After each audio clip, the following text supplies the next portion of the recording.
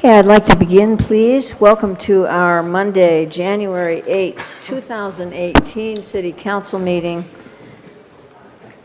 It's good to be back, and thank you for attending.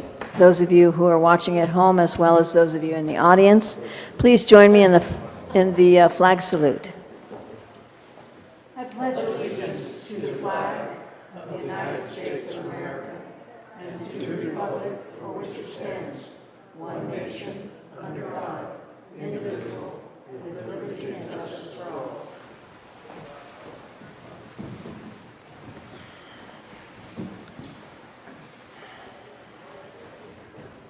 Councilmember Ingstrom? Here. Mayor Pro Tem Wagner? Here. Councilmember Stearns is present. Councilmember Sackla? Here. Mayor Mortar? Here.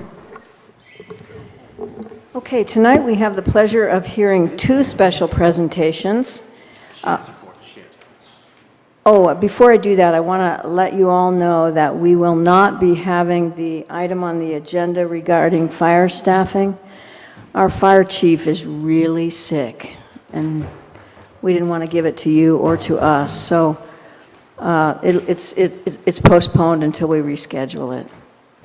So onward with the special presentations. Tonight we're going to hear from two different organizations in our town that deal with the social well-being, the well-being of aspects of segments of our population, which I see as being part of overall community development.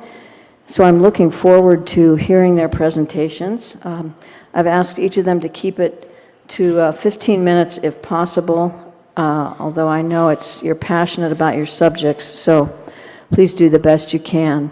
And of course, for those of you who may not know, these are presentations for information only, and there are no decisions made during these presentations, though we may decide to calendar something later. Okay, it looks like Karen Potts is up first for First Five Siskiyou. Welcome. Thank you. And this is Steve Bryan. Hello, I'm Steve Bryan. I'm Community Outreach Advocate for First Five Siskiyou. So this is, first of all, Happy New Year, everyone. And I'm so excited to be here. This is my community. I happen to live in Siskiyou County, in Mount Shasta, and we moved to Siskiyou County about now 13 years ago, and I feel very honored to be part of a phenomenal community and a phenomenal county. And so what I'd like to do today is share with you a little bit about what First Five is, and quickly go into a video that we're hoping to, that will help us guide our community efforts around economic development, around human development, and around just creating healthy communities. So how many of you have heard of First Five? That's wonderful. So, of course, Muriel, great to see you. So we know that First Five is a Proposition 10 that was approved in 1999 by voters in California. And for the last 20 years, our priority has been to improve quality of life for children ages prenatal to 5 years old. So in our community, some of you, or if not all of you, know about the Family Resource Centers, and you also know Lori Saunders. Many of us know Lori Saunders. So we invest in two different programs in our community. One is the Family Resource Center that provides parenting education, playgroups, resource to the community. Over the last about 19 years, we've invested over $700,000 only just in Mount Shasta. So we are committed. As we know, budgets are statements of value. I'm honored to work for a commission who values the importance of community-based services and is committed to funding programs each year from Happy Camp to Tule Lake to Mount Shasta. I can share a lot more about First Five, but I think what I'd like to do is today give you the opportunity to learn more from the information in your packet about First Five and all of our programs, and then move to what we want to talk about today. How many of you have heard of adverse childhood experiences? If you haven't, I hope today will be the gateway for us to work together to elevate community education and county and society's education about ACEs. Because as we know, if we want healthy communities, we must first and foremost ask ourselves, how are our children? And not children that start in preschools or kindergartens, but how are our children before they're born? Because what we know is 90% of children's development happens before their 5th birthday. That means before they enter kindergarten, we have to make sure that we start things right. And it takes parents, first and foremost parents, right? Because they're their children's most important teacher. But it also takes caring community members to move us towards prevention of adversity and increase to successful adulthood. So we have a video that we'd like to share with you. And as we go through the video by Nadine Burke-Harris, who's a pediatrician, well-known pediatrician, who has worked to elevate the information about ACEs, there are 2 documents that may be of help to you. First one is The Truth About ACEs. And then the second one, as she talks about ACEs, it's the self-assessment or an assessment of a child that you may know that you want to think about as we watch this, this video. And then I'll take some questions at the end. Thank you.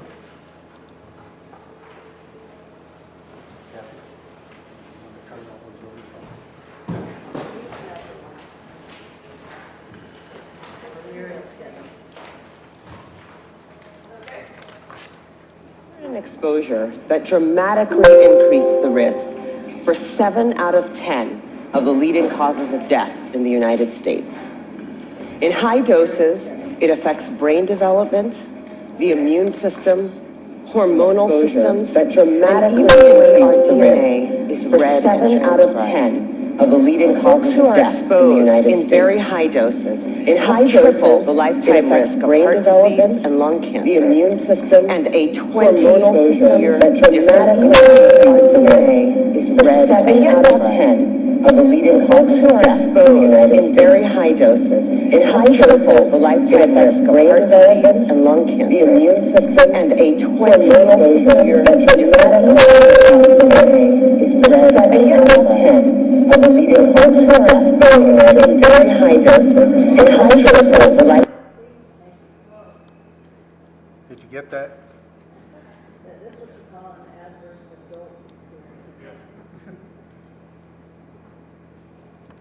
That's about what children experience when they're impacted by trauma experience.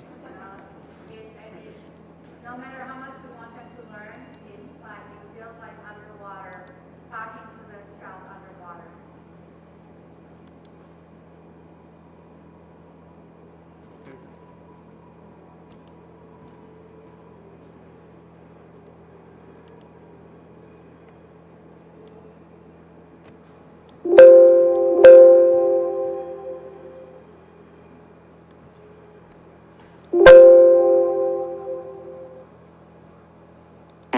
Of the leading causes of death in the United States. In high doses, it affects brain development, the immune system, hormonal systems, and even the way our DNA is read and chosen. Talking about here, I'm not talking about failing a test or losing a basketball game. I am talking about threats that are so severe or pervasive that they literally get under our skin and change our physiology. Things like abuse or neglect, or growing up with a parent who struggles with mental illness or substance dependence. Now, for a long time, I viewed these things in the way I was trained to view them, either as a social problem, refer to social services, or as a mental health problem, refer to mental health services. And then something happened to make me rethink my entire approach. When I finished my residency, I wanted to go someplace where I felt really needed, someplace where I could make a difference. So I came to work for California Pacific Medical Center, one of the best private hospitals in Northern California, and together we opened a clinic in Bayview, Hunters Point, one of the poorest, most underserved neighborhoods in San Francisco. Now, prior to that point, there had been only one pediatrician in all of Bayview to serve more than 10,000 children. So we hung a shingle and we were able to provide top quality care regardless of ability to pay.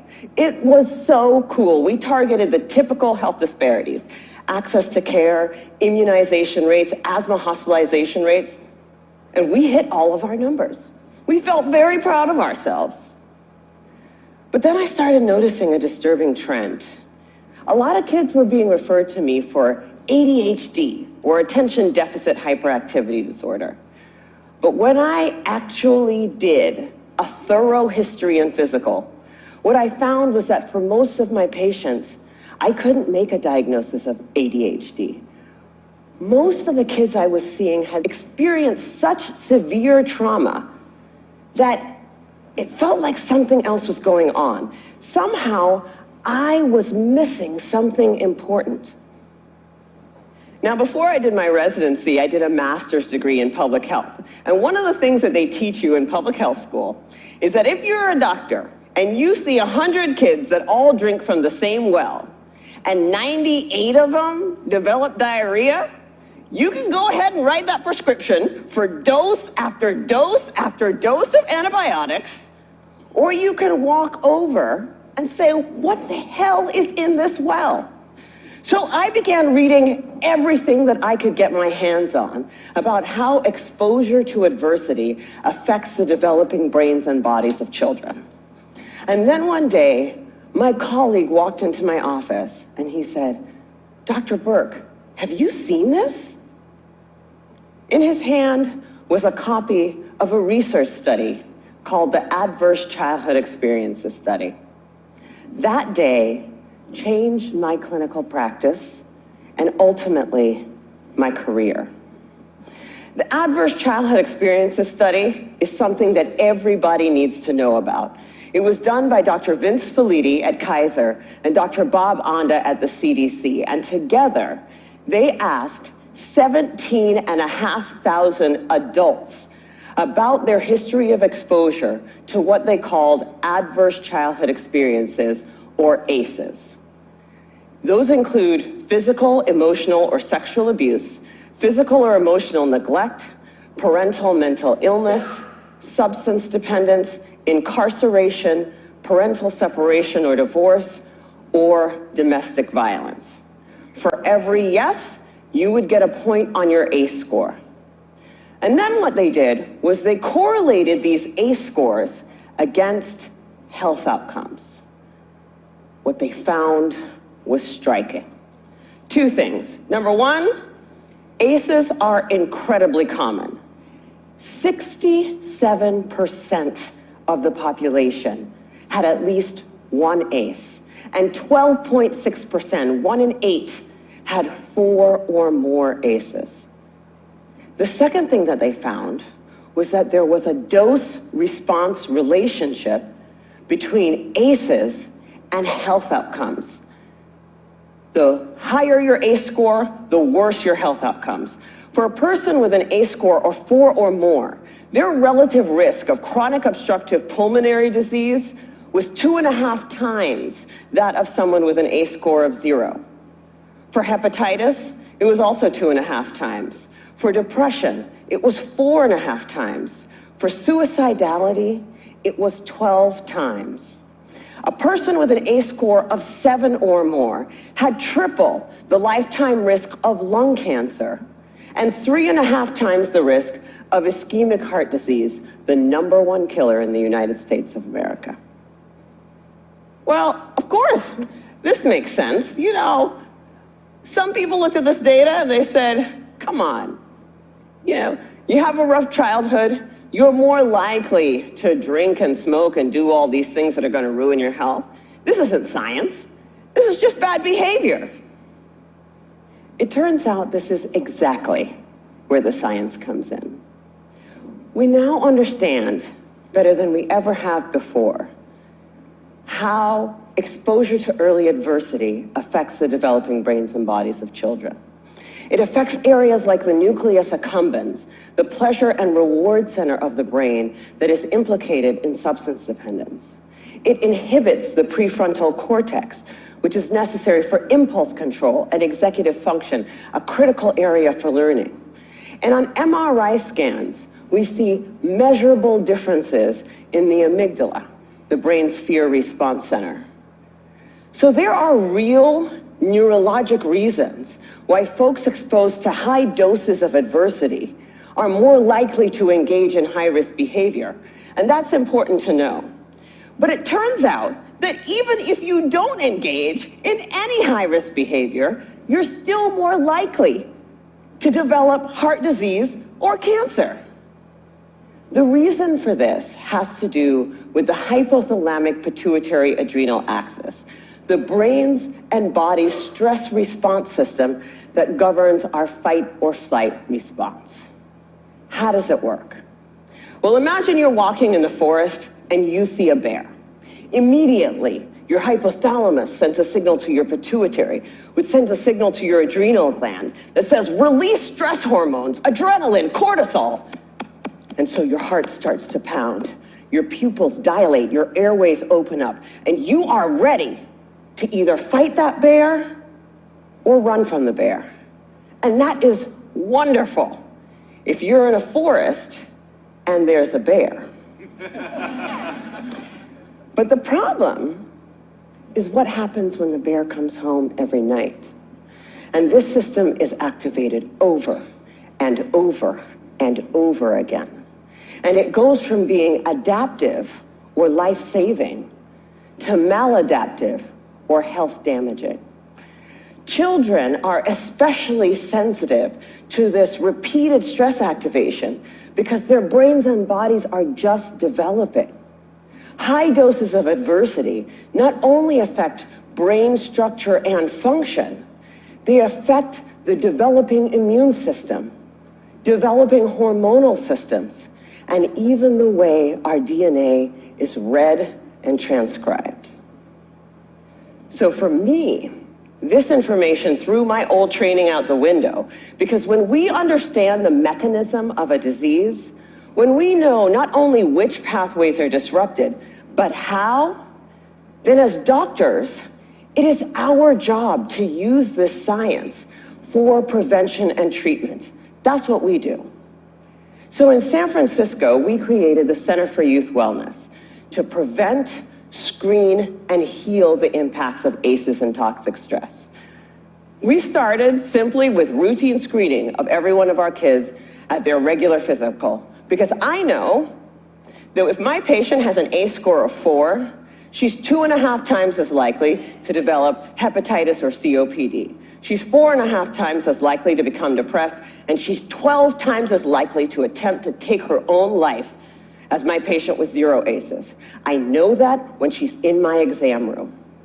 For our patients who do screen positive, we have a multidisciplinary treatment team that works to reduce the dose of adversity and treat symptoms using best practices, including home visits, care coordination, mental health care, nutrition, holistic interventions, and yes, medication when necessary.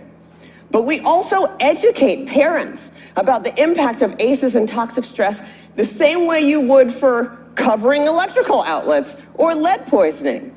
And we tailor the care of our asthmatics and our diabetics in a way that recognizes that they may need more aggressive treatment given the changes to their hormonal and immune systems. So the other thing that happens when you understand this science is that you'll want to shout it from the rooftops, because this isn't just an issue for kids in Bayview. I figured the minute that everybody else heard about this, it would be routine screening, multidisciplinary treatment teams, and it would be a race to the most effective clinical treatment protocols. Yeah, that did not happen. And that was a huge learning for me. What I had thought of as simply best clinical practice, I now understand to be a movement. In the words of Dr. Robert Block, the former president of the American Academy of Pediatrics, adverse childhood experiences are the single greatest unaddressed public health threat facing our nation today. And for a lot of people, that's a terrifying prospect. The scope and scale of the problem seems so large that it feels overwhelming to think about how we might approach it. But for me, that's actually where the hope lies. Because when we have the right framework, when we recognize this to be a public health crisis, then we can begin to use the right toolkit to come up with solutions. From tobacco to lead poisoning to HIV/AIDS, the United States actually has quite a strong track record with addressing public health problems. But replicating those successes with ACEs and toxic stress is going to take determination and commitment. And when I look at what our nation's response has been so far, I wonder, why haven't we taken this more seriously? You know, at first, I thought that we marginalized the issue because it doesn't apply to us, right? That's an issue for those kids in those neighborhoods, which is weird because the data doesn't bear that out. The original ACEs study was done in a population that was 70% Caucasian, 70% college educated. But then, the more I talk to folks, I'm beginning to think that maybe I had it completely backwards. If I were to ask how many people in this room grew up with a family member who suffered from mental illness, I bet a few hands would go up. And then if I were to ask how many folks had a parent who maybe drank too much, or who really believed that if you spare the rod, you spoil the child, I bet a few more hands would go up. Even in this room, this is an issue that touches many of us. And I'm beginning to believe that we marginalize the issue because it does apply to us. Maybe it's easier to see in other zip codes because we don't want to look at it. We'd rather be sick. Fortunately, scientific advances and, frankly, economic realities make that option less viable every day. The science is clear. Early adversity dramatically affects health across a lifetime. Today, we are beginning to understand how to interrupt the progression from early adversity to disease and early death. And 30 years from now, the child who has a high ACE score and whose behavioral symptoms go unrecognized, whose asthma management is not connected, and who goes on to develop high blood pressure and early heart disease or cancer will be just as anomalous as a 6-month mortality from HIV/AIDS. People will look at that situation and say, what the heck happened there? This is treatable. This is beatable. The single most important thing that we need today is the courage to look this problem in the face and say, this is real, and this is all of us. I believe that we are the movement. Thank you.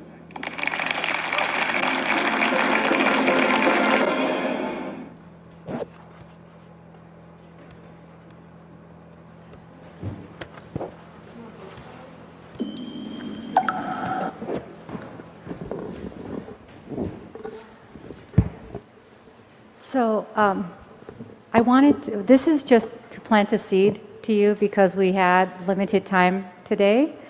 I do hope that we have a menu of resources in your packets. And what we'd love to do is spend some time with any one of you who are interested in helping us share this information with the public, but also working together to create the kinds of communities where every family is seen as the core of the community.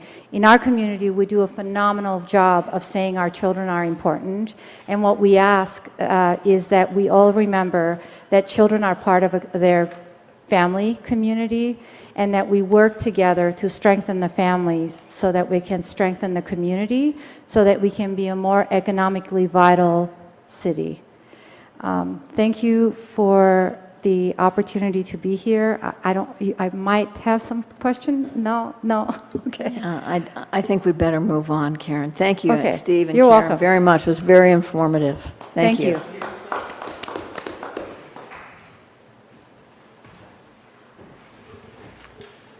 Okay, Greg Messer, I guess we get to hear from you on behalf of Team Shasta about the homelessness point-in-time count that you have been leading on behalf of a team here in town. Look forward to it. Thank you.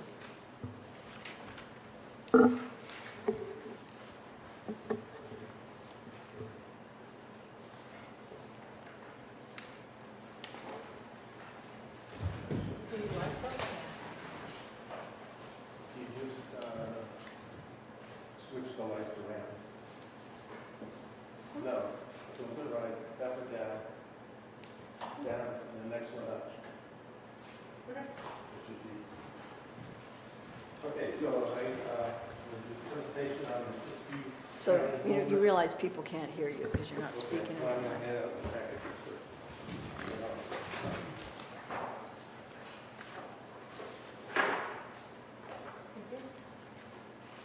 Thank you.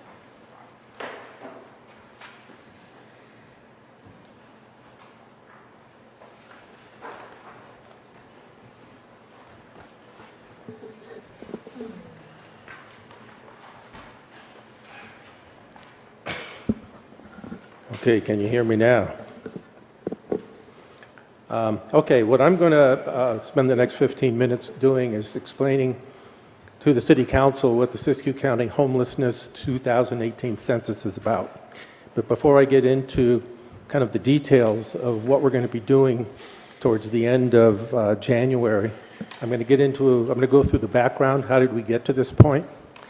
And how did we get involved in it? And there's some of those details, but the only thing is, and that's the reason why I gave you that packet, there are a lot of details as to how we're dealing with homelessness in Siskiyou County and how we got to this point where we're actually dealing with it rather than trying to avoid it, move it on to the next person. In the last 2 years of of what we call Team Shasta, we've learned a lot through the help of consultants and paying attention to what other cities have done. And we've set a path forward for ourselves. It's not 100%, but it's enough that it's repeatable and will be able to take us into the future. So with that, I need to adjust my projector.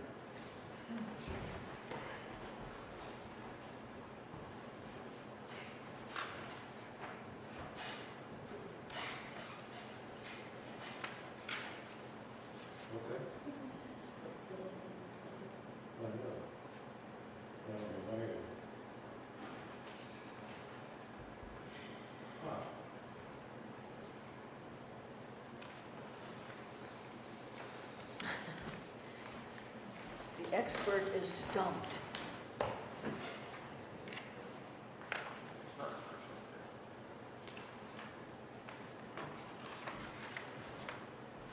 Well, we'll do it with this mode. I think we can see the whole thing.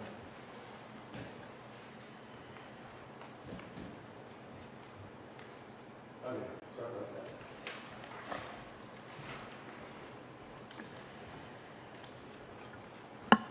So I want to go through these 4 topics. I'm going to go through the background and an overview of what we've been involved in, starting with Team Shasta and getting into a collaboration with Wairika, and then breaking into what we're now calling a coalition. And then I'm going to talk about the census, what the census measures, what it counts, and then I'm going to go into what our plan is. My role, by the way, in this, I'm a Team Shasta member, but I volunteered to be the Mount Shasta and the McLeod coordinator for the census. not really knowing what I was getting myself into. But we're more than 60, 70% into it now, so I can see the light at the end of the tunnel. And also, at the last slide, I'm going to talk about next steps. So once we finish the census, what's left for us? What's the next steps for us? So Team Shasta was organized. I guess I could say Team Shasta is really kind of an ad hoc committee. I'm not sure what the membership was 2 years ago, but it was a lot of people wanting to kind of improve the quality of life in Mount Shasta. And the one target that has emerged from that, not that others won't later, was deal with the homeless issues. We didn't know a lot about homelessness except what we saw running through our streets in town, bumping into encampments in the woods, and we needed a clear understanding of what homelessness was before we could address it. So through a couple of grants, mainly the John Lope Foundation and then later the Ford Foundation, we were able to hire a consultant that had national standing, did some research on what type of homeless populations we have, where they were, and gave us some scientific information about what got them there, what we can do about it. And that started a whole lot of chatter between Mount Shasta through Team Shasta and the city of Wairika, because our problems were very similar.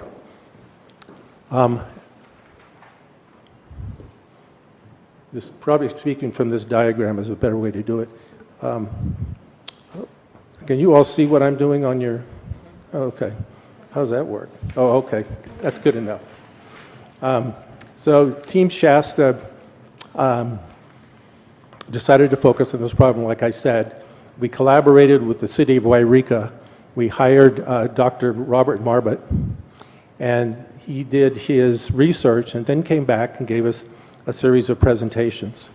The last slide on this presentation has a list of resources, and one of those resources is the video that we created from his presentation in Mount Shasta. And it goes into a lot of the details in terms of what are the different homeless types, how do you deal with them, what are the success factors based on how they got homeless. And so from that, we created in Siskiyou County the coalition called the Siskiyou Homelessness Coalition. And basically, you can see how the collaboration, we joined forces, the remaining cities in the county joined us. And also, by doing that, we attracted a number of services that the county had that also got on board. And so we have created quite a powerful team. Now, what we found out, and this is where Dr. Marbut drew a hard line. If he kind of drew a line between, we get a type of transient that comes through here in the summer. They're really there to have a good time. They're going to be coming to Mount Shasta, camping up at Buddha Hole. They're into drugs, they're into a free ride, and his advice with those folks is that you move them on. There's nothing you can do to keep them out of Mount Shasta except to try to get them to follow your rules, and if they don't, then you just move them on. However, there are a number of other groups that can be treated, and they're homeless for a different reason. They're homeless because they probably had an event or a couple of events in their life that put them out of work. They became destitute. It could have been because of mental disease. It could be a number of different reasons. So what he emphasized is, first, you need to be able to get these people registered and into programs. And what we're going to talk about in a minute is the HMIS database. It's called the Homeless Management Information System. And once we've got our homeless people registered in there, then they're eligible to be put into a program where they're assessed, they get shelter, they get treatment if they need counseling, they get jobs if they're up to keeping a job. But anyway, they're in a program that now can actually measure improvement in their condition and their state. We didn't have the wherewithal or the facilities to manage that. So we joined forces with what's called the continuum of care. And the Reading continuum of care has the administrative facilities plus access to the HMIS database, where when we bring these people in, we can register them, get them into a program, and they're more of a manageable problem. What the census is going to do, in fact, let me fast forward here. The census is a statewide effort, and it occurs every 2 years to, one, count the number of homeless in our county, and we've chosen to do it a city at a time. And we've picked, or they've picked the date. The date is the 23rd of January. And this may sound strange, and I'm not going to go into all the details, but hopefully in your packet there'll be enough information about it. If not, you can contact me and I can try to answer your questions. But on what we asked them on the 23rd, 24th, 25th, and 26th, as we search out and find the homeless that are in the county, is where did you spend the night on the 22nd? And if it qualifies to be a non-shelter, then they're classified as homeless, and we have a whole litany of questions and we want to know about them. We want to know their age, we want to know their background. But anyway, I have a copy of the questionnaire in the background that has that. Now, why do we do this? Well, there's two reasons. If we can get them into the HMIS database, that's the best. But for the census, that qualifies us for assistance, financial assistance from HUD. Without the data, there's no basis for HUD to actually assist us with shelters, mainly shelters, that meet the magnitude of our problem. So the census accomplishes two things. One is we can get almost immediate funding based on our population of homeless people and certain individuals that want to give us their personal information, especially their names. We can get them registered. So one of the problems, or our plan, based on our plan anyway, one of the problems is, how do we find all the homeless? Well, we have two strategies. One is we can go off in the woods and look for encampments, or we can attract them. And so we're doing both.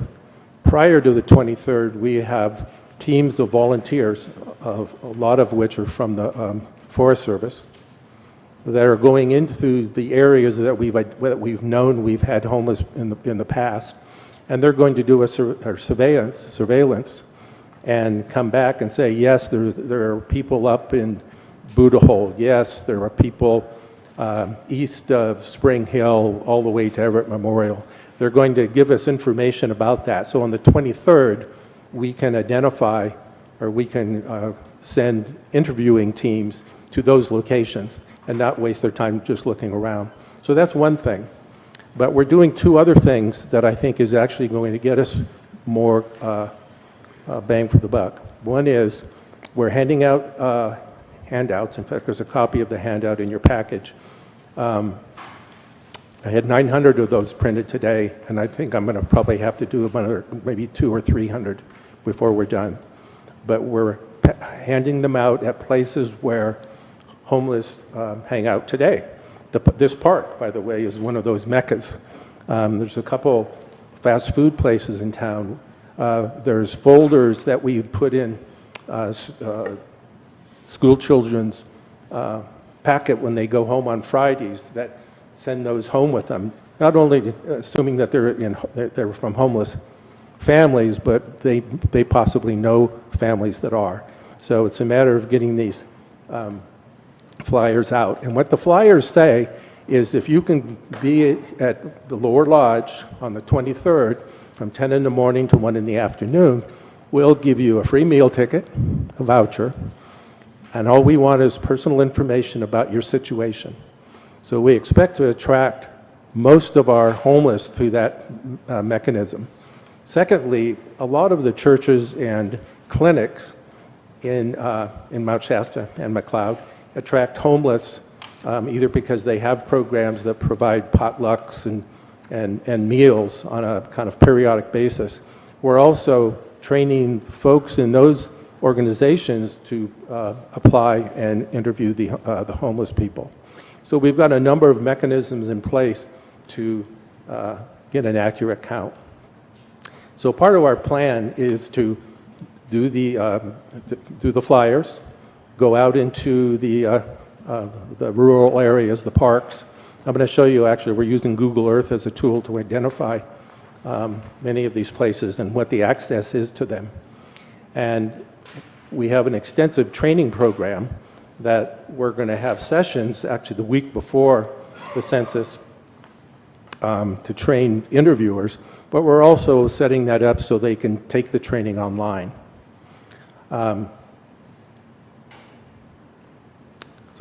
one way or another, I think I hit all those.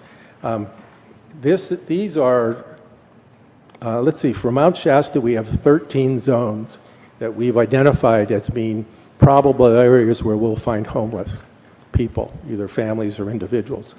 And we've, here in this map, it's a Google map, we've outlined them. Like for example, but you can't see this on your paper copy. Like this is the zone we're standing in right now. Actually, we're right there. That's the park. Right below the park is the neighborhood surrounding the elementary school. Here's the area I spoke of a minute ago that's just east of Spring Hill all the way to Everett Memorial. So you can see we've partitioned the whole town with the exception of some of the downtown area. And we call these zones. So we're going to be assigning interview teams to go to these zones, providing our surveillance say, yeah, there are people there. If I zoom in on these, you can kind of see a little bit more in terms of the detail that we have. And we can actually zoom using Google Earth down to identify the streets that take us into these zones safely. But what we expect from our surveillance teams is that they'll tell us the roads so we can drive in, and if we have to walk in past that, we have guidelines of how to be safe to do that, how to handle things. And of course, if we get into an altercation or a situation, we have 911 to call. But we have a reporting system where when a team goes in, we report in when they go in, and they report back when they go out. I thought this was kind of cool. I'd share with you. This is actually the lower square here, lower right. That's the city of McLeod. I thought my gun was out of bullets here. The blue area is actually what the Nestle area, where is now private property being turned into actually a number of things. But I wanted to point out this thing in the yellow, this little yellow circle. Well, we zoomed in on it here because this is one of the areas that the general manager told us, yes, they do have homeless. And so we zoomed in on it. And what it is, it's an old railroad track that's off the system, and it has a bunch of train cars that are still on there, and you can actually see them there. And people are living in them. So this is kind of part of the science that we're using to find them and not spend a lot of time spinning our wheels. So having said that, the 23rd through the 26th is when we're going to be interviewing people as they come into clinics, as they come into church events, as they hopefully come into the event that we're establishing here on the 23rd. And once we get through the first 2 days, we'll have a pretty good assessment of what's left to do. And if we need to go all the way to the end of the week to still seek homeless out, we're going to do that. We're still seeking for volunteers. We have some, but we probably need. I'd feel comfortable if we had about 20 more that we can school on how to do this. Now, I'm going to kind of go back for a second. I'm almost done.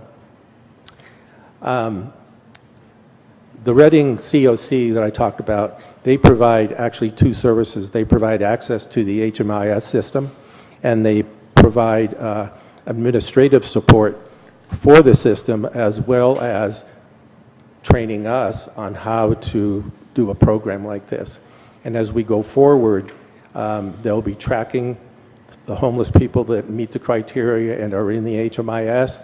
They'll be helping us problem solve.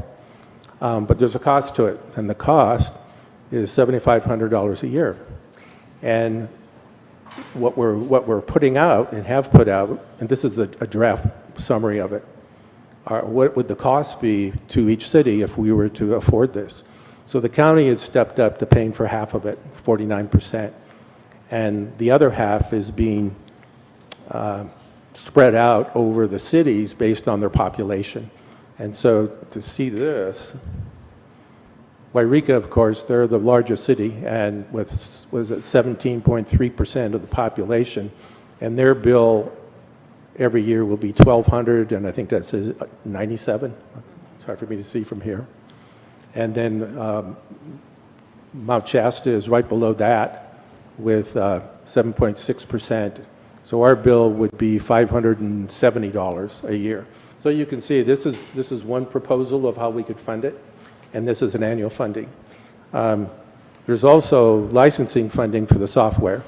If we want access to the HMIS system ourselves for whatever reason, when we encounter homeless in encampments, then we want to check on them, want to check on how they're doing on their program, or mainly churches would also have access to that. In fact, that's one of the ways Reading uses it now.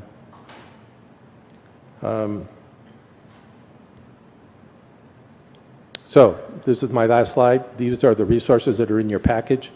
So the very last item is the MOU for the COC costs. So there's a better explanation actually of what we get for that money in the MOU. If you want to see the Dr. Marbut presentation, that's the link to it.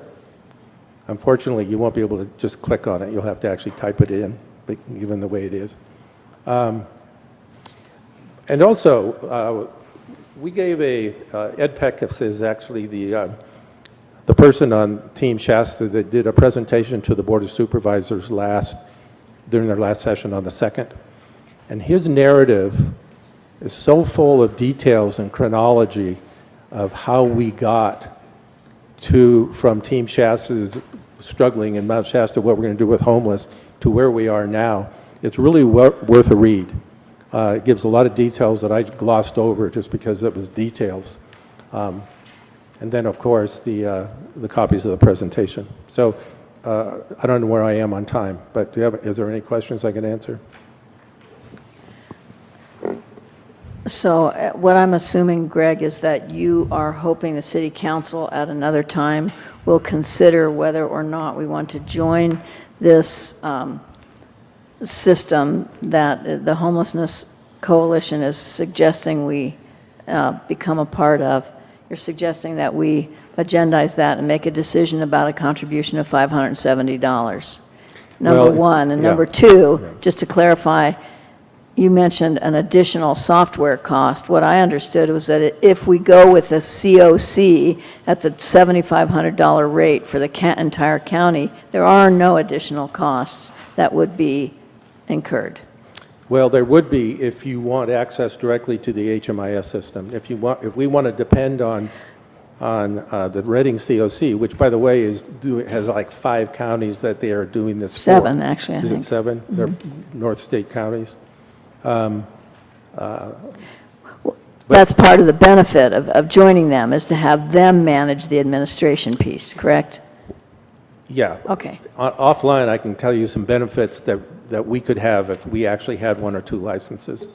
We would be more in control of the people that we're managing in terms of helping them into their next steps, or getting them to behavioral health without actually going through them. But for the day-to-day management of it, we would have to actually add people to do that, and that would be, I think that would be too expensive. Okay, thank you very much, Greg. Any other questions for Greg? Is the questionnaire optional when you find people?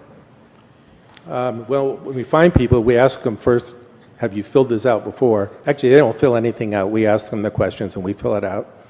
And if they said yes, we're done. If they say no, or would you be interested in talking to us? And if they say yes, that's fine.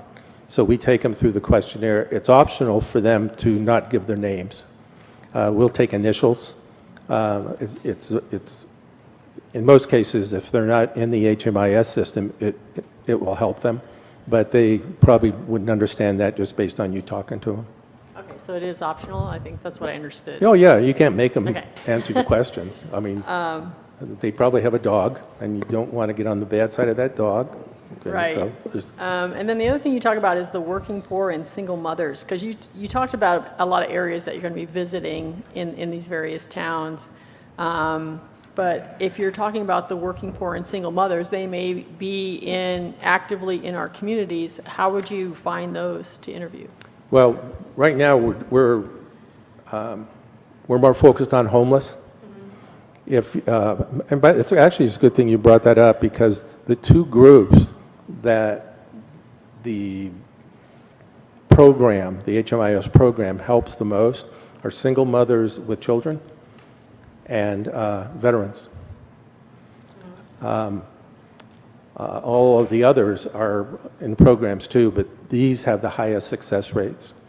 Okay, but if you're a single mom, but you're living in a home, we don't want you in this census. Okay? Now, if somebody doesn't want to talk to us, we have another form that's really, if we go into an encampment and we see that there's 6 people, 6 adults, maybe 2 children, we just do a count. We don't talk to them, we just do a count. But there's I think it's like the last page in your package. It's double-sided. You'll see that's the whole questionnaire. It gets into quite a bit of detail in terms of their past history, and apparently HUD have the statistical analysis tools that make that relevant. Greg, one more question. I thought I heard you say that the team could use about 20 additional volunteers? That's my guess. If we're able to attract more than we need to seek out, that number gets greatly reduced. So you're putting out a call for additional volunteers. If there are volunteers, how do they contact you, or who do they contact? We're putting out an article in the paper that's actually going to spell that out. It'll probably be one of my offices, because I have staff there that can answer the phones. But right now we have, one of the things that has come out of Team Shasta is a group of people called Clean and Safe. And what they do is they go into the brush and find out areas where homeless encampments were, and they clean them up. Kathy's husband runs that. And right now, your phone number is actually on the flyer. Okay, so if they need to call a number for ask questions, and that's mainly for homeless, but the flyers are going out to a lot of organizations that, well, churches, for example, so it's the same number. So we have a number now, but after we put our article out in the paper, which is next week, it'll go in Friday and then publish on Wednesday.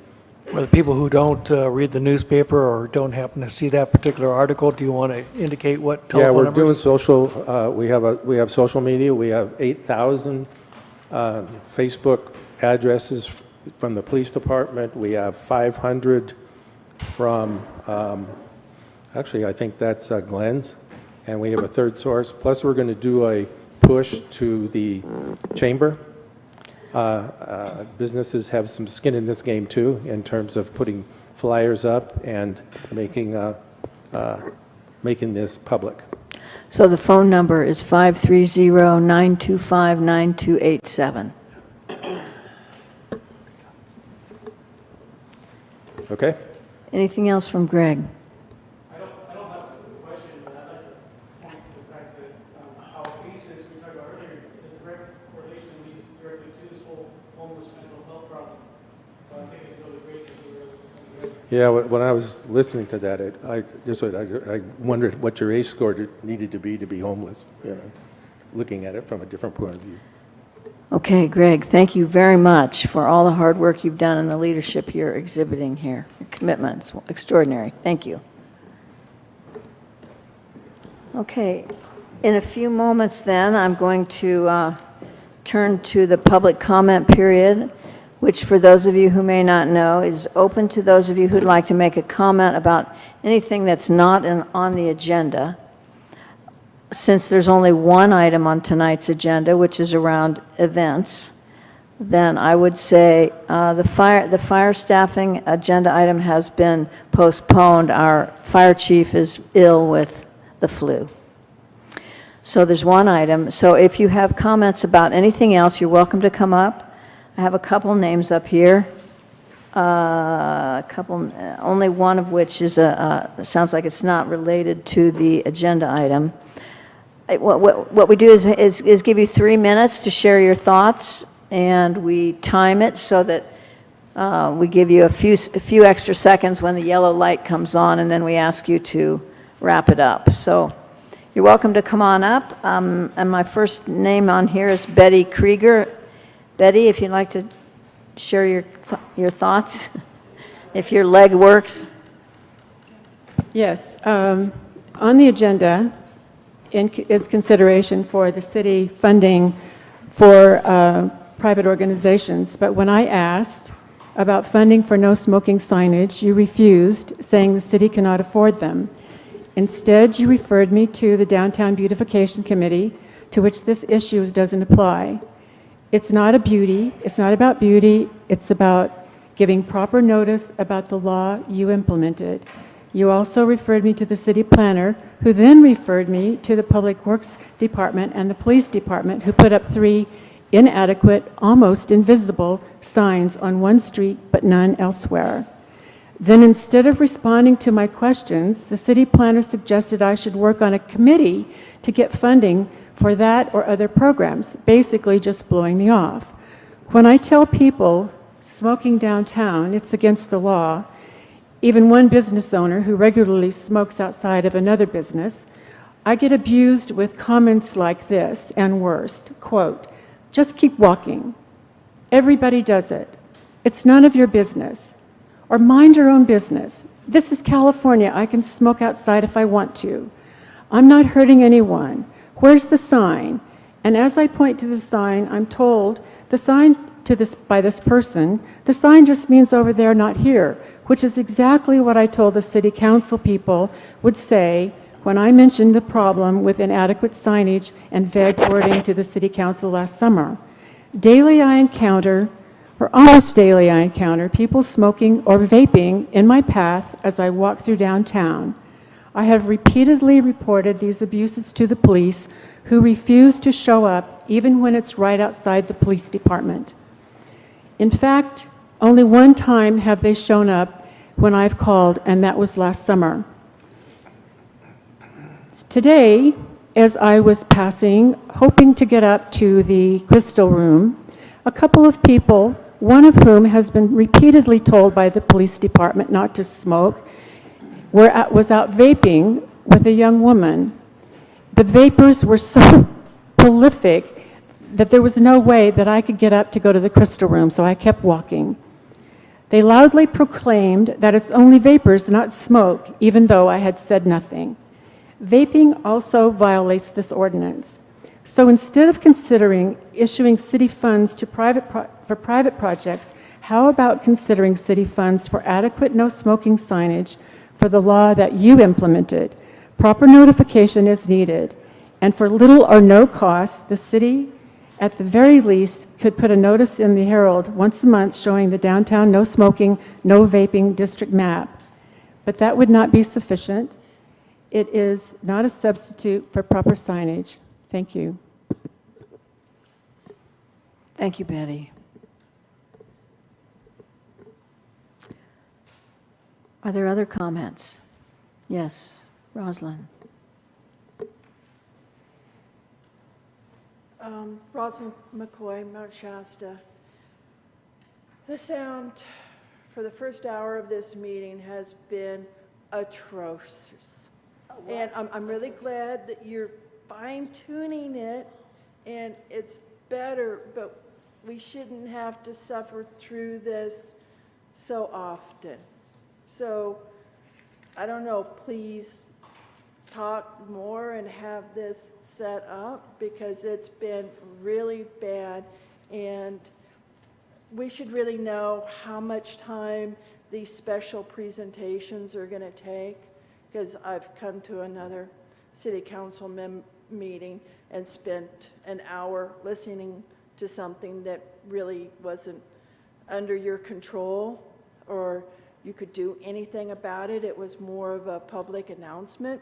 Public announcements are great, but I'm not really sure that this is the forum, especially when we're spending an hour listening to this. So if you're going to have these presentations, at least give a timeline, so if we don't want to sit here an hour listening to these presentations, that we can choose not to without worrying about missing other items that are on the agenda that are important to the citizens of Mount Shasta that you have direct control over.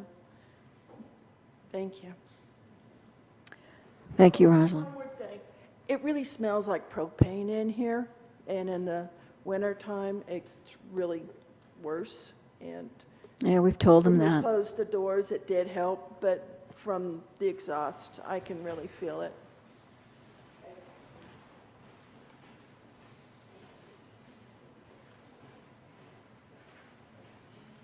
Okay, thank you.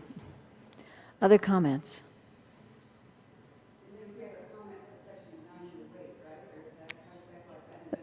That's correct. This is for any non-agenda items. Okay, thank you very much. We'll move on then, and invite you to spend your time with us for the rest of the agenda, those of you who came to make comments.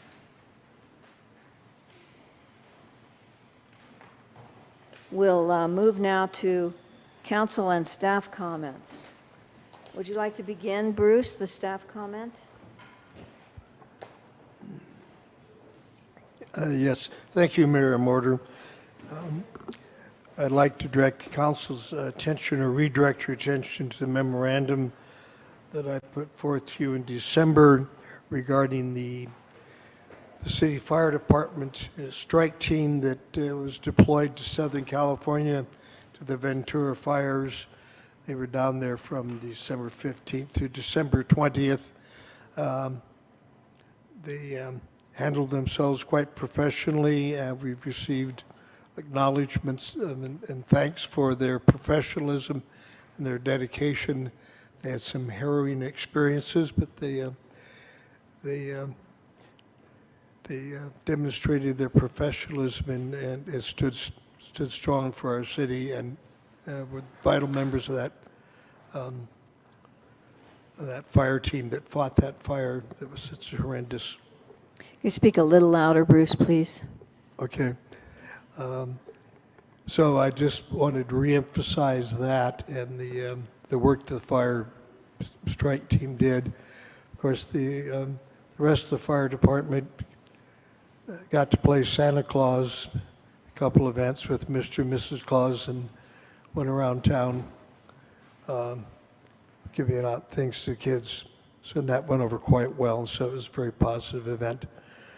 In addition, we've been working with some the new owners of the Nest, and they're moving forward, developing plans which will now come to building inspection for approval to renovate that motel back into an operating, for lack of a better term, boutique motel, based on a vision of what the old motel originally was, and more or less in its heyday.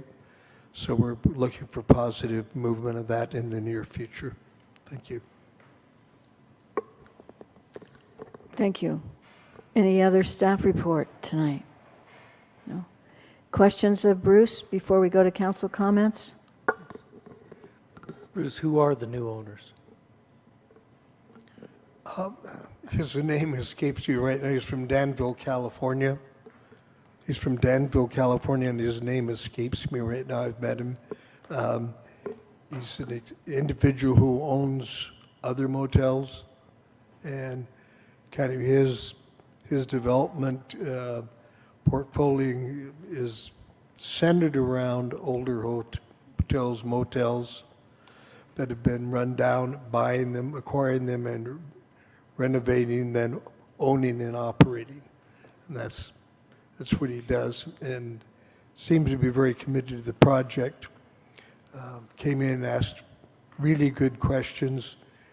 You could tell immediately this is an individual who was sincere about what he was trying to take on. I think he was a little surprised at what he found. It was perhaps a little bigger project than he had in mind. There's a lot of work to do there. In terms of the nest, did the city end up collecting all of the taxes which the nest owned prior to the exchange? Oh, yes, we did. Okay. Good questions. Thank you. Any other questions of Bruce? Okay, council comments. Who'd like to begin? Barbara, you have any comments you'd like to make? I agree that the sound system was really difficult to hear. I struggled to hear the TED Talk. I don't think it should be that difficult. And so hopefully we can, I don't know what we need to do to fix it, but I certainly would like to be more aggressive in making sure that we have a quality meeting, so. Thank you. John, any comments? Paul? Tim? No. I'd like to just acknowledge the frustration I've heard Betty express many times about the folks who continue to ignore our non-smoking ordinance downtown. I imagine it's very frustrating to particularly those who are sensitive to smoke. What I understand is that we didn't pass her off as much as we asked her to talk to Downtown Enhancement Committee, which does have responsibility around the downtown businesses, not the Beautification Committee, the Downtown Enhancement Committee. And Juliana, in a number, our planner, in a number of correspondences back and forth, did describe the fact that she is one planner and has a vast scope of work for which she's responsible. We did what we could do at this point within funding we had and staff resources, and asked that should she put together a volunteer committee who might be willing to work on some of this, we would make more progress. Citizen-led committees are something that I'm very much in favor of. I think we have many, many interests and many talented people in this community who could help us advance these issues, and I hope that those of you who are listening recognize that we have a very small staff and are doing our best to balance priorities. With that then, I think I'll move now to the City Council business, the consent agenda. The City Manager recommends approval of the following consent agenda items. All resolutions and ordinances on this agenda or added hereto shall be introduced or adopted as applicable by title only, and the full reading thereof is hereby waived. A, approval of minutes of December 11th, 2017, regular City Council meeting. B, acceptance of Brown Act Committee minutes, Community Economic Development Activity Committee, August 15th, 2017, and the Beautification Committee, November 8th, 2017. C, approval of disbursements, accounts payable 12/7, 12/8, 12/20, and 12/29, and total gross payroll and taxes for the periods ending 12/3 and 12/17. D, City Council, Committee, and Commission meeting schedule. And E, a budget adjustment for 17 and 18, 2017 and 18, and an accompanying resolution, CCR 18-01. New year. And the budget adjustment number would be what, Kathy? 6. Okay, may I hear a motion for approval, please? Before we do that, I'd like to have a slight amendment to the draft minutes. On page 4, paragraph 4, Todd Foray, F-O-R-A-Y, is actually Todd Corey, C-O-R-Y, See, C-O-R-Y. And then in terms of the disbursements, my understanding was that there was one error that was a check that was voided but not reflected as being voided. Can you tell us about that so that we can make that amendment in when we approve? Certainly, I'm trying to remember which one it was. I believe it was a check that was supposed to be for the Opportunity Center that was actually written to Economic Development Siskiyou. Council? Yeah, so Siskiyou Opportunity Center versus Siskiyou County Economic Development, and that was caught and voided. But the check receipts that you see in there, we can't go in and negate or take it out. You need to see that, and then I can give you another report that shows the void check to give you the whole picture. So there's an audit trail. So with that explanation and the change to the draft minutes, I would move to approve the consent agenda, items A through E, including budget adjustment 1718-6 and resolution CCR 18-01. is there a second? Second. All those in favor? Aye. Aye. Any opposed? 0. Okay, thank you very much. We'll move now to event funding and responsibility. Bruce, may we hear your staff report? Yes, this item is on the agenda because periodically this council has received requests, numerous requests for funding for private events and projects. Most of these requests are for projects that are guided along the lines of trying to promote Mount Shasta, bring people to Mount Shasta, paint a positive picture of Mount Shasta. The question that we have here before us is, these are private organizations that are doing events for the benefit of the organization, though it may be of a benefit to the broader community. So in looking at this, one question is, can the city fund these events? And we reviewed this with the city attorney, and the answer is yes, we have the legal authority to do, if the council should so choose, to make a finding this is in the public interest that they could fund events.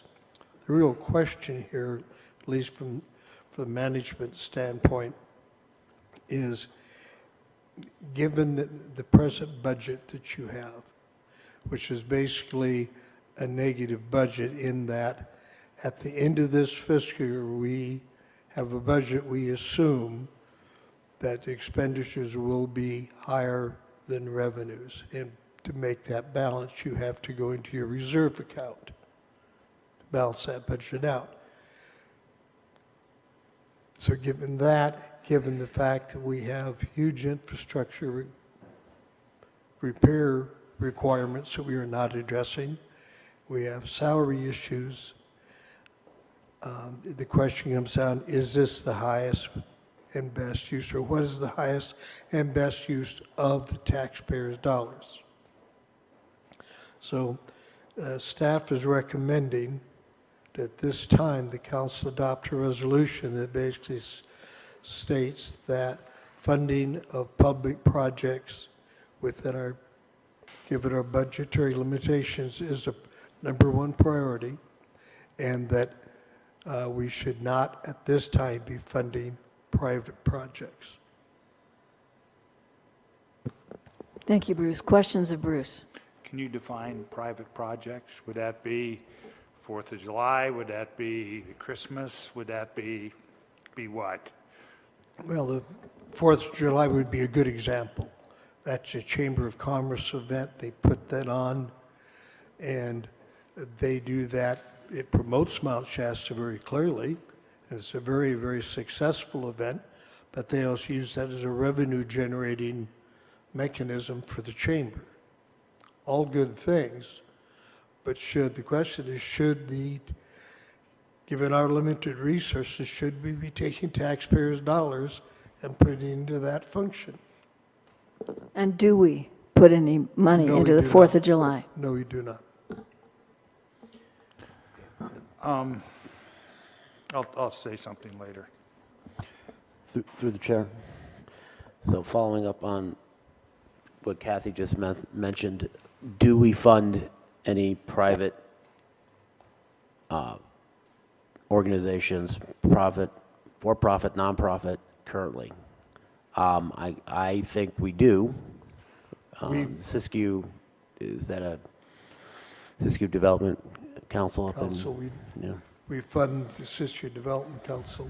We fund money to the Chamber of Commerce, but it's under the guise of Chamber of Commerce. It's really to the Visitors Bureau to keep the Visitors Bureau open.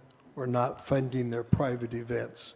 We're funding staff to pass out information and supply the public with information about the city of Mount Shasta, which the council has decided historically is in the public interest, and you have a contract with the chamber that is not an event type of situation. So this would not pertain to that That contribution? is correct. That's a separate What issue. about the Economic Development Council in Wairego? I can answer that.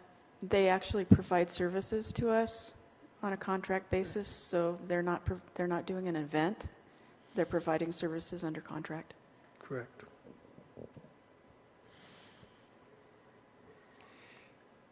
Is staff recommending that we currently cease and henceforth not contribute any funds to Meals on Wheels?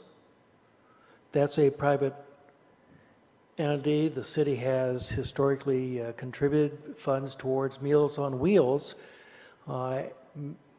because we have felt that that enhances the community.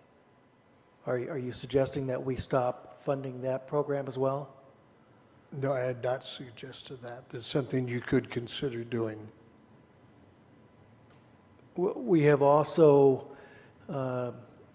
given funds to the museum. The museum is a private, nonprofit organization, not even located inside the city limits. That's correct. But we have contributed funds towards the museum because we have felt that that also is an enhancement to the city. Is staff in its proposal here recommending that we no longer provide any funding for the museum? Well, given our limited resources, I would say that you have other uses that would be higher and better use of those funds. So I'm asking for staff's recommendation. Is the manager recommending that we cease funding, that we no longer give any funding to the museum? Correct.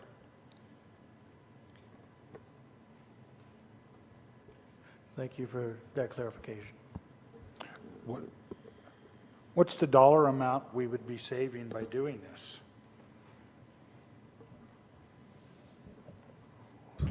May I jump in? Yes. Mayor, council, if I might. Speak loudly, I will Mary. speak louder. As far as, and Councilmember Stearns, I think, as far as the museum goes, again, it's a donation for them to do, not an event. It's a donation for support, as well as for the senior nutrition program. Same thing. As well as what? As well as the senior nutrition program. I think where our city manager is focusing on folks that are approaching us to do events and get city funding for events. I think that's what he's speaking to, rather than some of the community development activities that we have done in the past. Generally for the museum and senior nutrition, any of those types of activities generally wind up being less than $10,000 in total. So we're not talking, although it does come out of the general fund, we're not talking about a lot of money there. But when we have anywhere from 5 to 10 different groups approaching us to support them for their events, it's becoming an issue. So what we're saying is we are not supplying any monies at this time, but we're putting people on notice that don't come to us because we won't fund any events now. Is that what we're saying? I think that's certainly up to the council. You know what, the question is, how much money last year did we fund for special events? None. Okay, so we haven't done that, we're just saying we're not going to do it this year. Correct? That's what we're saying? What we're saying, and the point is, we're being approached, not on a daily basis, but we're being approached quite frequently from a number of nonprofits and private individuals that are providing events, whether they be in the downtown area or whether they be at the city park, for funding for their events. They want to bring that information to council, and at this point, in my opinion, it's up to council to set some sort of policy as to what we tell these folks about their events.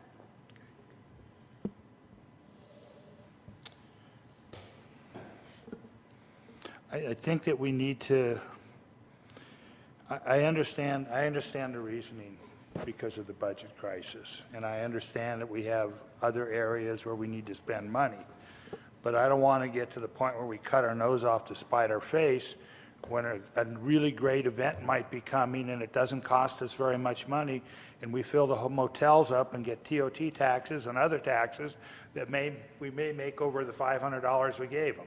So I think that it's a difficult thing for me to approve the way it's written. I think you almost have to do it on a case-by-case basis, as much as it could exclude certain projects. But if you understand what I'm saying, I think we need to keep an open mind here, because we make money from TOT and sales tax. And when we're an economy that makes money bringing people in. Otherwise, we don't make any money. That's the only way Mount Shasta makes any money anymore, is from selling stuff and having people spending the night. We don't make it any other way. So I think we have to be a little creative and a little open-minded into who we exclude and who we may give $1,000 to, if we see a benefit from that. You know, it just, to me, seems plausible that we can redo this a little bit, but I don't want to exclude, just the way it's written is we're excluding everybody. If $500 is going to bring in $10,000, it only makes sense to me that we go ahead and do it. But that's the way I see it. So I don't know. So we still have a public comment period, so let's keep this to questions for staff at this point, So- and then, Just kind of clarify the issue here. Does council ask staff to look at this and bring it back with a policy for policy consideration? Is the council wanted to address this issue? Okay. Now, obviously, you are the council. You set the policy. So you ask staff to review this and give you our input. We've given you our input. Now, you have options here, as you usually do. You can take these on a case-by-case basis. But that means you're going to spend time on the agenda, time in meetings, listening to presentations about somebody's project, or you can set a policy, and a policy can be massaged to look for certain areas of support and not in other areas. Maybe you want to make a policy that is for nonprofits only, and for-profits you don't fund. But staff looked at this, said, given the request, given the budget situation, this is what we would recommend. Thank you for the clarification. I understand that. And I appreciate the work that you put into it, but I think we need to rethink this, in my opinion, as a council, on how this is written. So just for clarification, If you have questions of staff at this point, it's good, we're still on that part. Then I want to open to public comment. just for clarification, so we're distinguishing between events and programs. So we support approximately, throughout the year, about $10,000 worth towards programs, existing programs, Meals on Wheels, the museum. These are things that we regularly, annually contribute to, and the total is small. It's $10,000 for the entire year for all the programs within the city. And what we're distinguishing is events. Events, annual events, and I know there's a little bit of history with the Tyco event. I know I've heard there have been some hiccups along the way. Now, Tyco is this world-renowned annual outdoor festival that attracts thousands of people to Shasta Park. They may or may not be continuing that event, but for a decade or more, I've heard they had a fair amount of hoops to jump through to get their event, okayed by the city, and so I'm wondering, can we look at that to see what some of those hurdles are? What are some of the hurdles and obstacles that these event planners experience that increase these obstacles towards creating these great events for our town? So. And as a follow-up to Barbara's question, have we funded? Speak up, John, please. Have we funded the Tyco event in the past at all? Do you know? I don't know offhand, Muriel. Not to my knowledge. Not that they funded, well, I don't know if I'm allowed to talk. Well, I'm just asking questions, but what? Well, the topic at hand is event funding and responsibilities. I think you've changed the subject to what's required of events, which is a complete separate item, in my opinion. Correct. So before we go to public comment, I've heard us mention possible criteria that talk about the money brought in versus what we grant for an event. I've heard us clarify the difference between organizations that provide services or programs versus those that are putting on events. I've heard us mention perhaps only nonprofits and not for-profit or privately sponsored events. And I think I heard a comment about should we set a limit as part of a policy. So now I'd like to open it up to public comment for those of you who'd like to share your thoughts about the item. City governance, city support of events. Yes, Andrea. Please come up and please do your best to keep it to 3 minutes. Because the meeting's recorded and the recording can't record unless you're in the mic. Say again? Yeah, you need to speak. We need you to speak in the mic because it's recorded. Last time I was at your meeting to discuss the issue of the Best of Mount Shasta having an event here, and then the next day I went to the Community Economic Development Activities Committee for the very first time to see if there was an open door there, and they were talking among themselves about the idea of not just the Best of Mount Shasta, but the concept of bringing city events to the downtown area. And in the past, we've had it at the city park, and I went back to a lot of the people that are sort of on our advisory board with this idea, and it seems like across the board, everybody was excited about it. I thought they would be remorse at giving up being here in the city park. But my comments are that we were proposing, so it's kind of twofold that I'm here today. One is about this new idea of having the event downtown, which could be more beneficial to the city. Our event's scheduled for July 20th to the 22nd, and it would be similar to how the Chamber of Commerce has set up their event. The layout would have the music, vendors, and food utilizing the same space that the 4th of July event does, but appealing to a slightly different audience. The farmers market would be a great idea to be included in our event.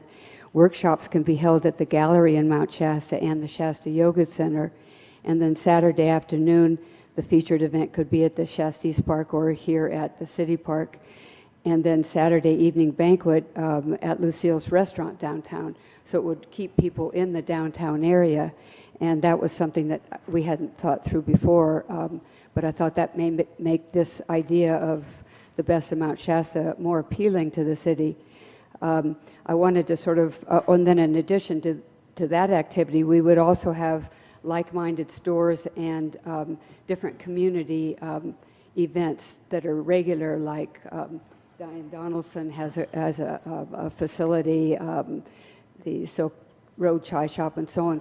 We could have open house so that people could go to the museum, go to this place, go to this place, and go to this place, and really get a sense of what Mount Shasta is about. Our venue encompasses native healing, self-discovery, health and wellness, and our environment, commonly known these days as spiritual tourism. And as you know, we have the opportunity for the featured speaker, who is right now, to his 3 million weekly listeners, is telling them about the events that he's doing throughout the years, so that from whatever point we get this set up, he will be doing that for us. A huge advertising opportunity. Andre, I'm sorry, your time is up.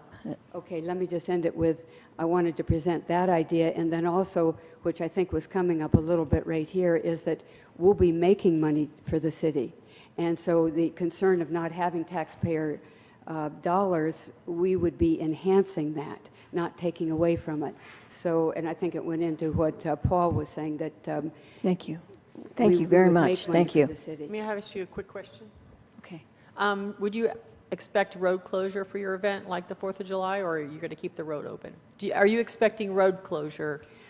We hadn't gone into that idea. It depends upon what maybe the city would feel was most appropriate. I know that the 4th of July has the road closure, and that keeps people at the vendor booths rather than just kind of, walking on through. Are you expecting to have this event whether or not the city provides funding? Are you still going to go forward with the event either way?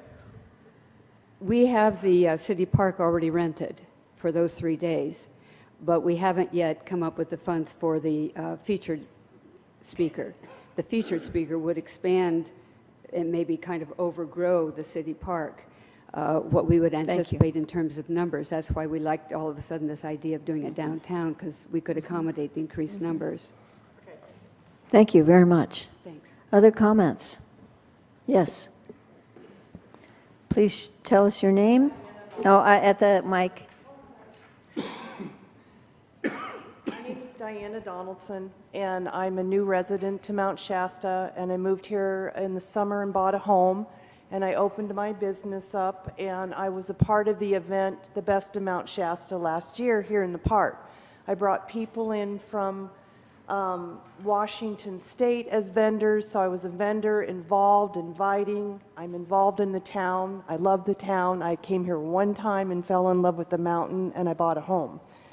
I'm very much interested in your program that you were talking about. I deal with the issues in the tissues in biofeedback. So when Andre was talking to me last summer, prior to buying my home, it was about getting here and how the hotels would fill up and the restaurants fill up, and being a part of that, and being a part of, something with a lot of good energy and a lot of good people in that. I feel that I got excited today, and I'm here tonight with the opportunity, the possibility of it being on the street, like the 4th of July, like the farmers market on Mondays. I like the community and how the people come together. I just feel that it would be a win-win situation for everybody, for musicians, vendors, people, families, events. I've been involved in Los Angeles for a long time in the Conscious Life Expo. So I had a main booth there for years, very attractive, know a lot of the people, know a lot of the people that promote that. And I'm very involved on the internet and all that kind of stuff. And I just know that it could bring this event, stuff like this, up to another level, especially with the speaker that Andre is talking about. you know, so that's my input. Thank you, Diana. Any other comments? Yes, Karen. So I'm glad I was here. I'm Karen Potts, and I'm a citizen of Siskiyou County, or Mount Shasta. So I really appreciate what Paul said. As we know from research, social connections are critical for health, well-being, and vitality of communities. And vitality of community brings in significant amount of revenue. Economic vitality brings revenue to our community. And as a citizen of this community, I do hope that you reconsider your recommendation to your staff and really see the importance of investment in social connection activities as much a priority as other areas of investment. And budgets are statements of value. And as a community member, I'd like to be part of that to continue to not just keep our existing community events and celebrations and have the city be a active partner in that, but also expand those so that we can attract more families to our wonderful community. So thanks. Thank you. Others? I'd like to hear from Tom first. Thank you. My name's Tom Hastings. Among the many hats I wear, one of them is president of Mount Shasta Community Fireworks, which is part of our 4th of July celebration. I do all the fundraising, I do the promotion, I do the actual setup, discharge, cleanup of the entire portion, the fireworks portion of 4th of July.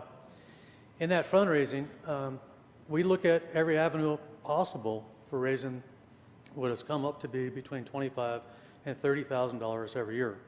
To give you a little history of the whole process and the group that puts on your 4th of July, we first started out as part of the Chamber of Commerce. Chamber of Commerce asked us to form a nonprofit standalone committee. So we are now a private 501c4 nonprofit with the sole purpose of putting on fireworks portion of our 4th of July event. What I'm asking you to do is look at the obstacles that are up against us. Now, in the last 15 years that I've been doing the fundraising, I have not had to come to the city and ask. But we use the city's name to promote this event, and we know that we bring in no less than 10,000 people to watch a 20-minute fireworks show over Lake Siskiyou. So we know we have a significant economic impact to our community. So what I'm asking you is, before you make a decision of a blanket close the door on any opportunity, I'd like you to really consider there are events that do generate a lot of income that may need to come to you in the future in many forms. One that form could be a straight contribution.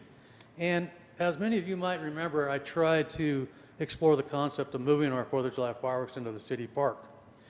One of the major roadblocks to that had to do with fees. So as contributions, I want you to also consider the idea of waiving certain fees that would be imposed on event promoters like myself that are trying to do these community events.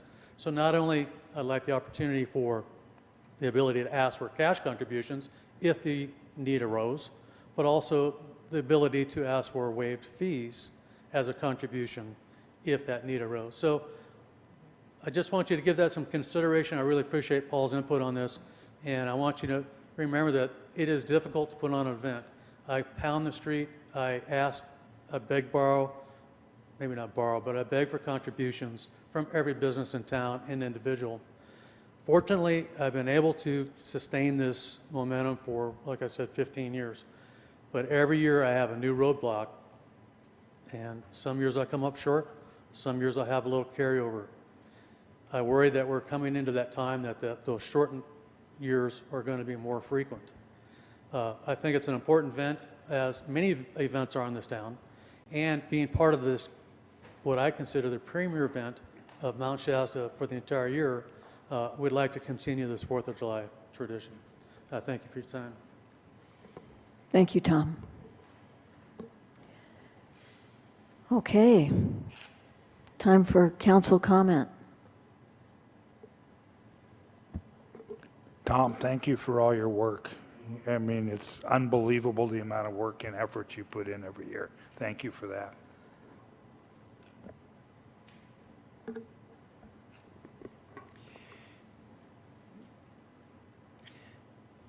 Council adopted various priorities for the city manager and for the city for the next couple of years.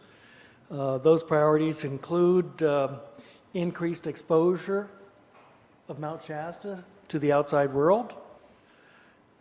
They include economic development, increased employment opportunities for Mount Shasta, increased population taking efforts to bring the population of Mount Shasta up. And I think we indicated in the next couple of years we'd like to see it increase about 300 people or more. We just heard one example of somebody moving to Mount Shasta as a result of an event, buying a house, opening a business as a result of coming one time. And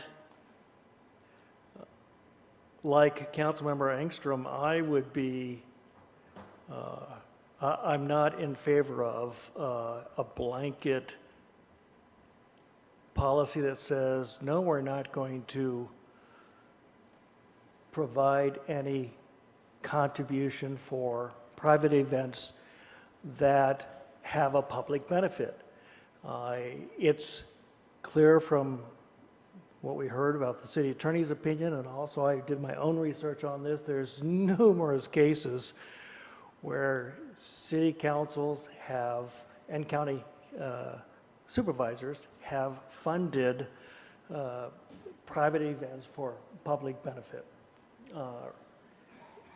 And the range is broad. So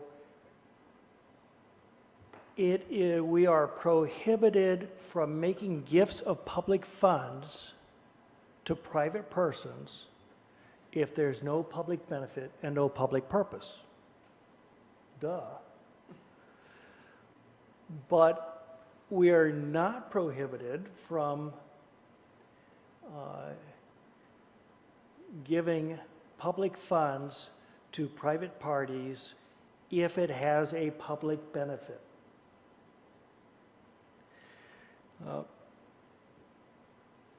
And so without talking about any one activity, I do think that it is in the city's benefit to look at possible seed funding or contribution if it is going to benefit the city in terms of public exposure, possible increase in employment opportunities, increase in transient occupancy tax revenue, increase in sales tax revenue. Because then it is, and beyond that, comment that Karen Potts properly made, and that is, and does it benefit our community in some other way?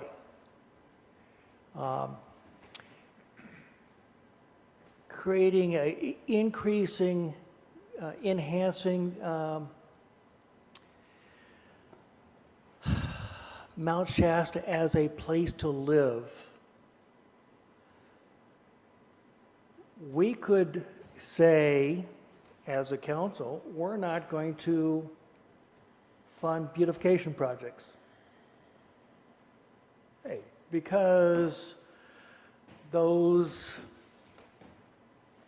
flowers, hanging baskets, or the, what do you call the, the wreaths, or whatever. Landscape. They're not part of the essential infrastructure and responsibilities. We're not going to fund hiking trails or biking trails.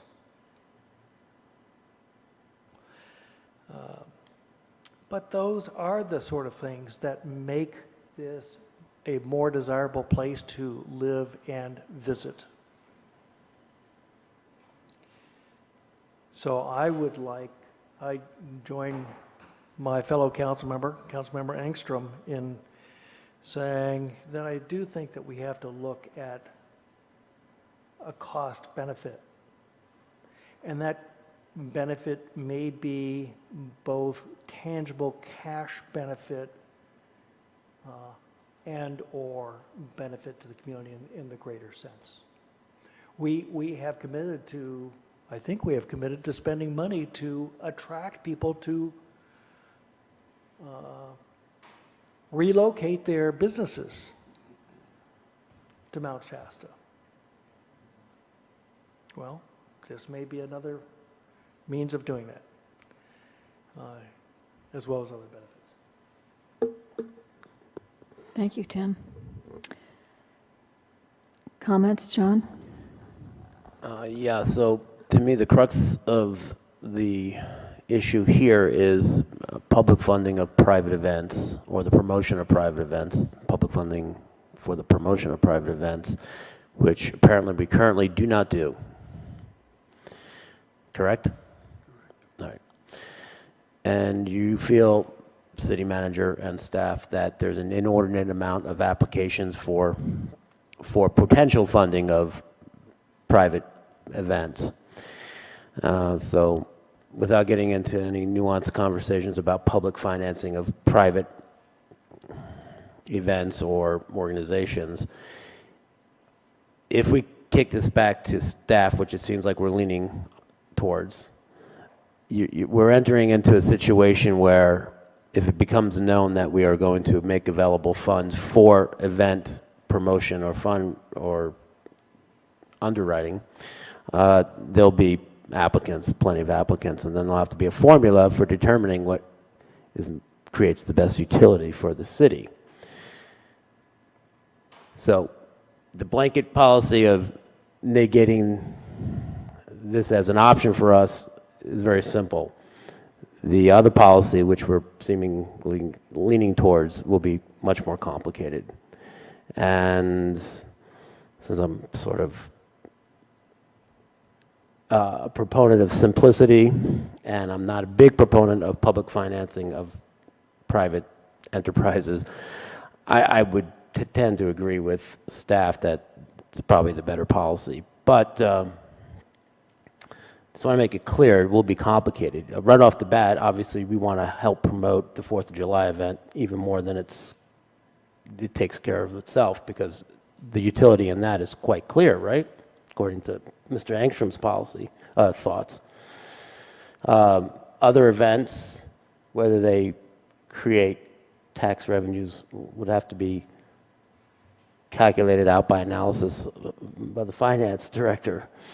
And event by event, application by application, and we're going to sit here and discuss this and vote on it, I guess. Seems a little complicated to me. I know. Those are my thoughts. Thank you, John. Barbara, have you anything? It does sound like we're leaning towards a cost-benefit analysis, where we want to actually throw some money at a private event. The other thing that was mentioned was the waiving of some fees. That sounds like a completely different category, or would you put that in the same category? Is that sort of like funding an event if you waive a fee? Yeah. Is it? Well, in our report to you, we were talking about direct funding.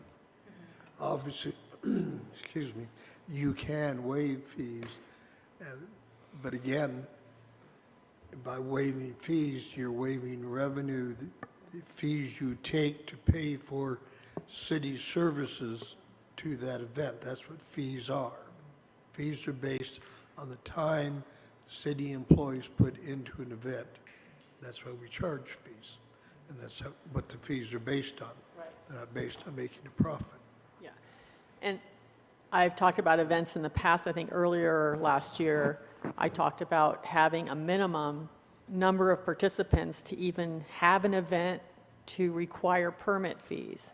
some cities say, well, you need to gather at least 25 people before the permit dollar requirement goes into action. So I think Julianne and the Planning Commission is going to look at events. I think it's coming up in the next month or two from the Planning Commission. I've asked them to please look at that because I think at least as a minimum, there is no minimum in the ordinance right now. So if 2 people gather at Parker Plaza and start playing guitar, supposedly they're supposed to ask for a permit to do that. And I'd like that to be addressed as part of events. You had another comment, Paul, I believe? Yeah, I don't want to throw a monkey wrench into everything, but I have a hard time funding private events. What is a private event? Is that a nonprofit could be wanting funding for a private event? It could be bringing information about children. Maybe they want $500 and the benefit is beyond how much money we make, but the benefit is in what it does to the children. So it just to me seems too cut and dry. And I know I'm opening up a can of worms to look at each individual thing. And I know you do a terrific job. And I know this creates more work for overworked staff. But the way it's written to me is I can't go for it because it's just too cut and dry. Just too cut and dry. I don't know how we can make it better to leave an option out there in case something really good comes along. Events, the 4th of July event started with, if I was around, believe it or not, I was here with the dinosaurs, but it started with a few runners. That was it. And every year it grew and it grew and it grew. That's how events start.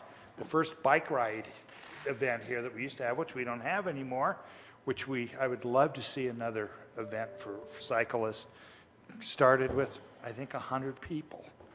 And it ended up having quite a few people and before it died because of lack of participation from volunteers. So, I mean,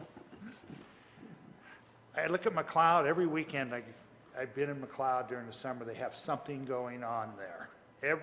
And I don't know who's putting it on, but the streets are packed every weekend. Little McLeod. I don't get it. So I think we need to put our heads together a little bit more, maybe re-examine this would be my recommendation, and talk about it a little bit more. I appreciate the staff coming up with this. I totally understand where they're coming from, and I appreciate them so much. But to me, this just is too I can't find the right word. It's just too restrictive, yeah. Okay, thank you, Paul.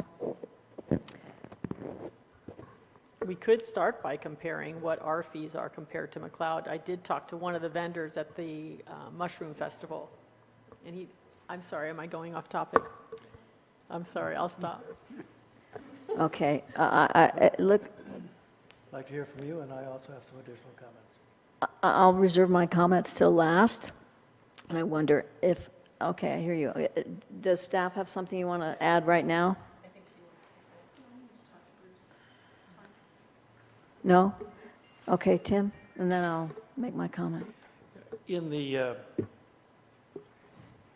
not in the age of the dinosaurs, but going back a number of years, prior to 2007, 2008 time period, the city had a contract with the Chamber of Commerce that provided the Chamber of Commerce a % of the TOT, which provided the opportunity for, I mean, if there were more events and the TOT went up, the Chamber essentially got rewarded or had those additional expenses covered. We then, I think, and I'm thinking that it was during the Great Recession, we went to a contract that provided for fixed annual dollar amount, which decreased every year for, I think, 3 years. Percentage, I believe. No, percentage decrease? No, it was a fixed dollar amount. It wasn't the percent. Something different, okay. We went to a flat dollar rather than the percentage. That's my recollection. I don't know what other cities do. I know that Tahoe seems to have some sort of fund where they help sponsor events depending upon criteria. I'm sure there's a written application. I'm sure there's something that has to show what the benefits are to the community.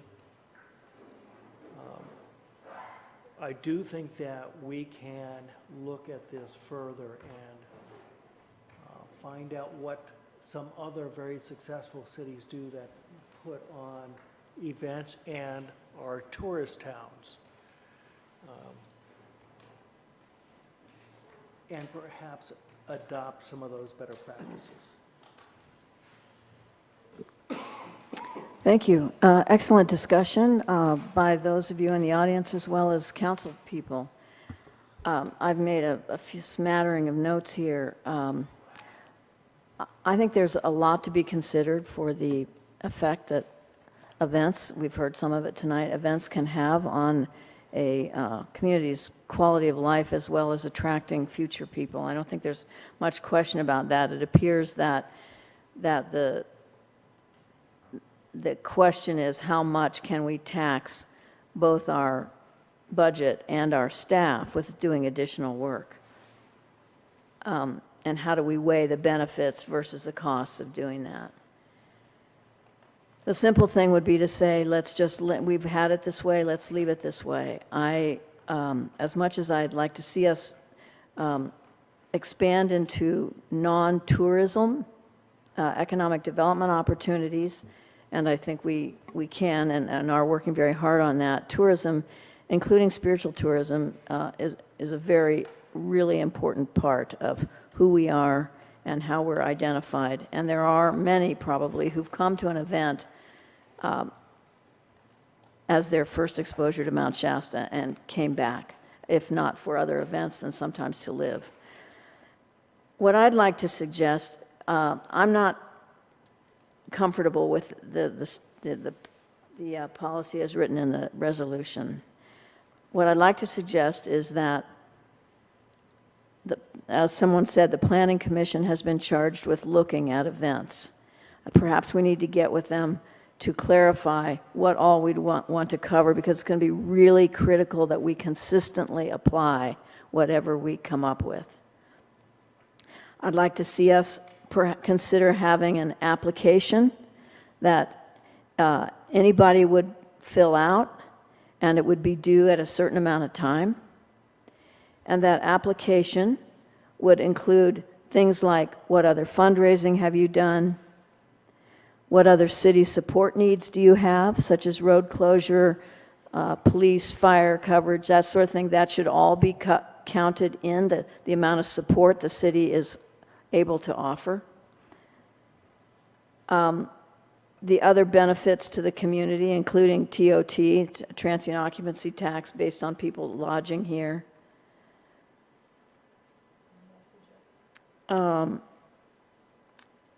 Those are at a minimum. Perhaps history of success. Yeah, there would have to, well, for a new event, we don't want to exclude new events. So I really think we have to have a systematic process here to enable us to make good decisions. And I think probably an upper budget limit we're willing to spend as we monitor the effectiveness of each of these events. How many people did come into town? You know, the light parade was a first-time event this year. It was a tremendous success. The last thing I want to do is do anything to keep that kind of innovation down, but we can get to monitor the degree to which these things are successful in bringing people together and people from outside the community. So that's where I'm at. I'd like to suggest we have an application developed that includes a number of criteria, some of which have been talked about, that it go before the Planning Commission and then come to us before we make a decision that's represents a policy and a decision regarding an upper limit to budget. I'll move that we table this, send it back to staff for further development and clarification and improvements. Is there a second? I second. Any discussion, further discussion needed? I would, in terms of clarification of the motion, would that include inquiry and investigation of what some of the other communities, whether it's the Tahoe community or others are doing? I would defer to staff to develop a policy that would make sense for our community, and I would assume that would mean looking at other examples. All right, thank you.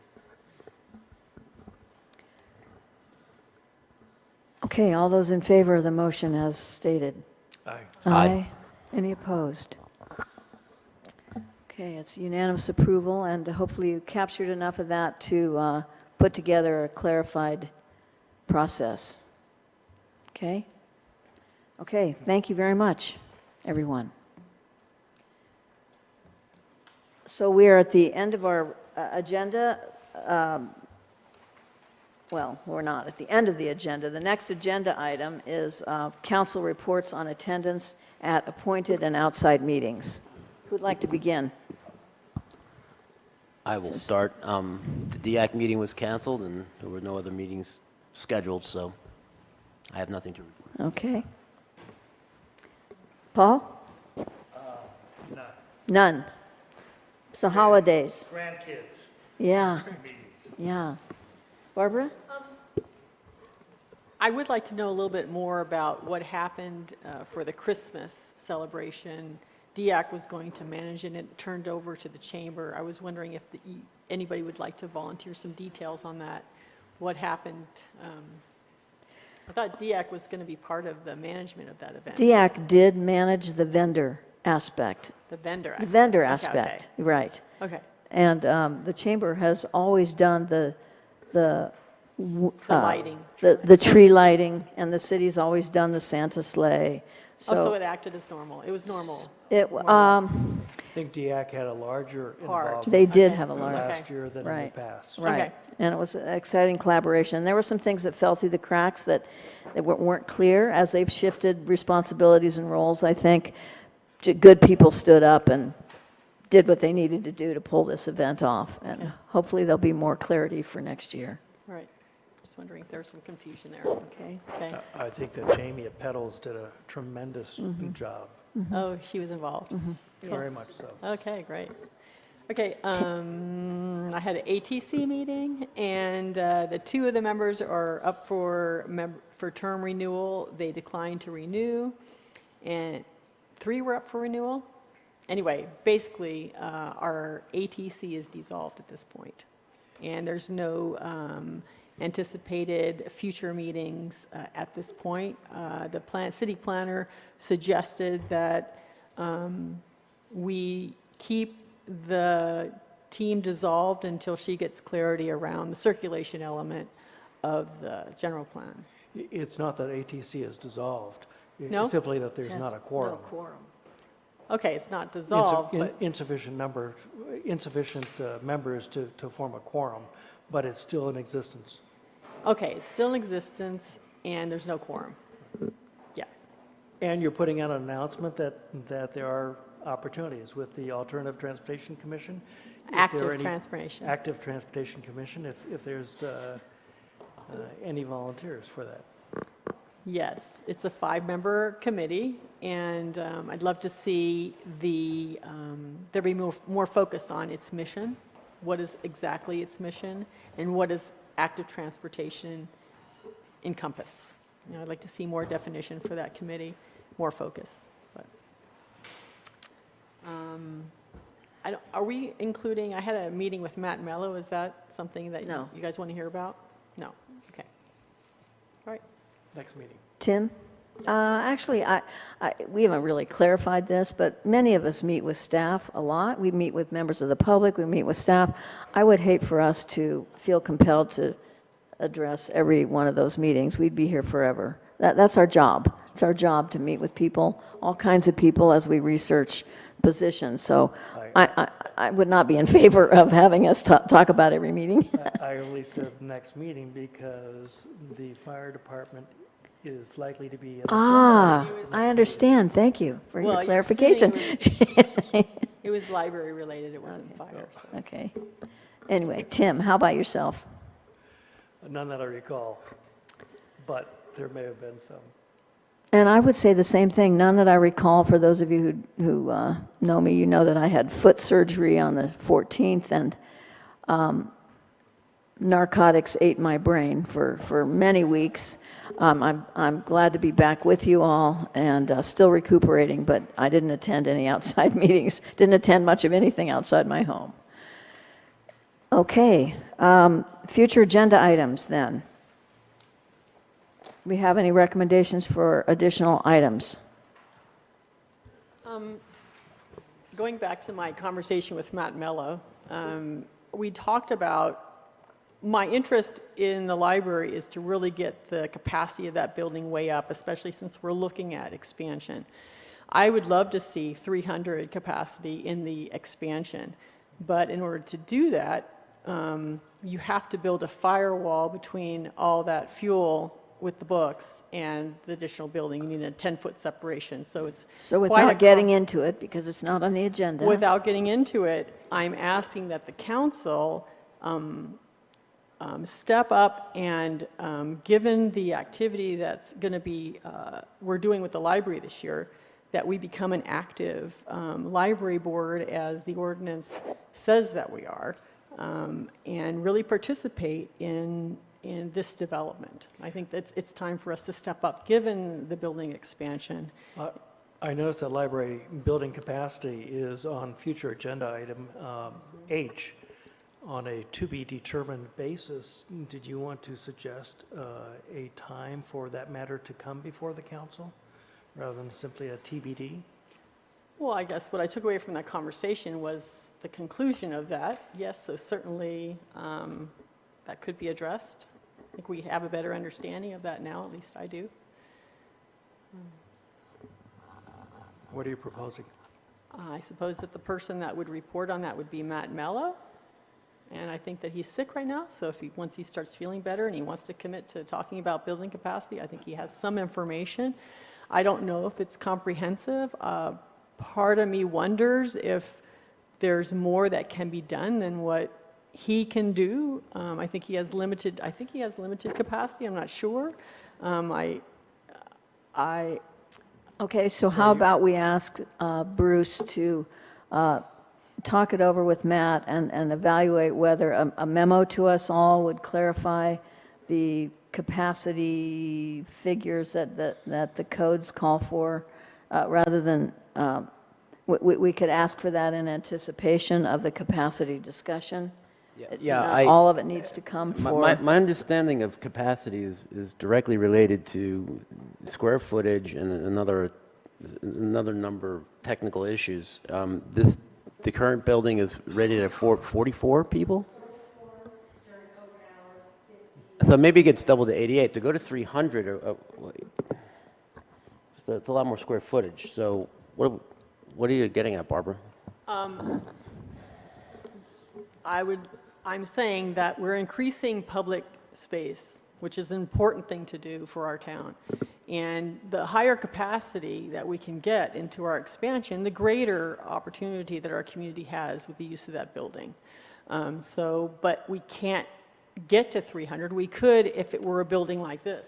Okay, so we're getting into the agenda. I know you've been questioned. So my suggestion is that we move ahead with the agenda form that has been developed, that we have staff evaluate, respond to it, and that we then use that information to determine how it is we want to fulfill our agreement to talk about library building capacity and when. Let's just use the form that we've developed and use that process to go forward. Is that acceptable? That's fine. In terms of items A and B, Housing Discovery Team Ad Hoc Committee Report, and item B, Cannabis Tax Initiative, obviously we've had some issues that caused that matter to be set back from January 8th. What does the Housing Discovery Team Ad Hoc Committee anticipate? Todd, we should talk to Julianne tomorrow and see when we could do that. What I understood was, first of all, it was based on interviews, and we had some difficulty having very many people respond to the interviews, so we postponed it once then, because our discussion was predicated on information we got. And then secondly, it was apparently the recommendation that they take it before the Planning Commission first, because the Planning Commission does a lot regarding housing, and she wanted to give them an opportunity to add to what it is she has put together as a draft. I was just asking for an estimate as to future date, not the details. I don't know. I don't know what the future date is, but they're talking about it on the 16th, and we're all welcome, the Planning Commission, and we are welcome to attend that meeting. I appreciate that. That's on the information. agenda. Okay. Yeah. And the Cannabis Tax Initiative, we had it on for January 8th. Do we have a new date for that? I don't think we have a new date. When I inquired about it, it was because initially we thought it would be on the June ballot. We were mistaken. Because it's on the November ballot, that gave us more time to put it together. Okay, and one of the things that the city talked about with various groups is the question of a community enhancement tax. We indicated, I think, based upon that issue having to go to the county by February, if the city wants to support that, we need that on the January, on the next meeting. Either that or the first meeting in February. So that would mean that, not having been part of that discussion, would that mean that it would be considered a special tax for the June ballot as opposed to a general? No, the concept is that would be a general tax requiring a 50% plus one. It would go on the June ballot if the city chose to put that on the ballot. If we choose not to, then it's up to community members. I'd like to hear Kathy's report on that. Thank you, Madam Mayor, members of the council. If it was to Loudly, go- Kathy. If it was to go on the June ballot, it would be a special tax, as the June election is a special election. If you wanted a general tax, it would be on the November ballot. Well, when you say special tax, what I interpreted the mayor to be asking does it require a 2/3 vote, or does it require a 50% plus one? And that depends upon how the initiative is designed. So that's what I was addressing. Okay, I understand. So we're in agreement that should we move forward with it, it would be on the November ballot to avoid whatever it would take for us to put a special tax initiative on the ballot, which would cost the city. No, we're No? not in agreement with that. Okay. And there's already an election to be held in June. So we are not creating a special election because 2018 is there are primaries in June. So there might be some cost, but it would be relatively low. Because we'd be sharing it with other entities, putting something on the ballot. Exactly so. And the question is timing and whether we would want to do it at all. For whatever reason, we've had some trouble getting this to the council, but I'd like to get it on the next agenda so that the council at least has some flexibility and discretion in making those choices. So what's the deadline for submitting materials to the county for the ballot measure? Just off the top of my head, I think that February 12th is our deadline for submitting a resolution for a ballot measure. And the first meeting in February, so it would really have to be the next meeting. I'm seeing a agreement over there. So we have two people who would like to see that on the next meeting, the community enhancement tax, however we're calling it. And would it be appropriate to have you fill out that agenda form to help us narrow it down and get crisp about it? I haven't seen an agenda form, but if there's one that exists, I'm happy to fill it out. Okay, great. Okay, thank you. Is this a new So- procedure? Okay. Yeah, we've seen this.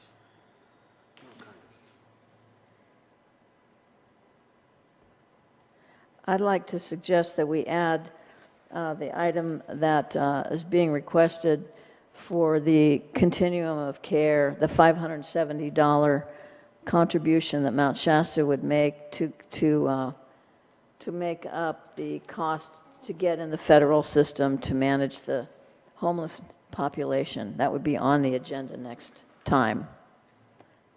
I support that. That sounds like the sort of thing that could go on the consent agenda, I would guess. I don't know. Okay. Okay, is that it then? Any other? Okay, what I'd like to do then is adjourn this part of the meeting so that council and staff will go into a closed session, which is open only to those of us in staff and council regarding a report on labor negotiations, Government Code Section 54957.6, the designated representatives of which are Muriel Terrell and Bruce Pope. The employee organization is the police unit.